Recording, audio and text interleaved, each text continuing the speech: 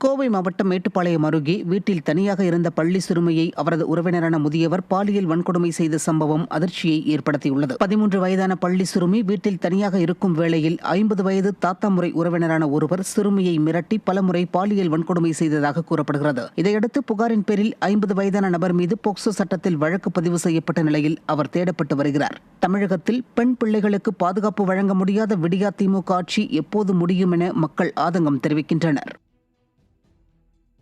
வேலூர் மாவட்டம் சத்துவாச்சாரி அருகே 17 வயது சிறுமியை திருமணம் செய்து கர்ப்பமாக்கிய கணவர் மீது போக்சோ சட்டத்தில் வழக்கு பதிவு செய்யப்பட்டுள்ளது. திருவண்ணாமலையைச் சேர்ந்த அப்துல் கரீம் என்பவர் கர்ப்பமான தனது மனைவியை மருத்துவமனைக்கு அழைத்துச் சென்றபோது அவருக்கு 17 வயது என அறிந்த மருத்துவர் காவல் நிலையத்தில் புகார் அளித்தார். இதையடுத்து சிறுமியை கடந்த ஆண்டு டிசம்பர் மாதம் திருமணம் செய்து கர்ப்பமாக்கிய அப்துல் கரீம் மீது போக்சோ சட்டத்தில் வழக்கு பதிவு செய்யப்பட்டுள்ளது. வட மாநிலங்களைப் போல தமிழகத்திலும் சிறுமிகள் மீதான பாலியல் வன்கொடுமை மற்றும் குழந்தை திருமணங்கள் அதிகரித்து வரும் நிலையில் சமூக நலத்துறை நடவடிக்கை எடுக்கவில்லை என மக்கள் குற்றம் சாட்டுகின்றனர்.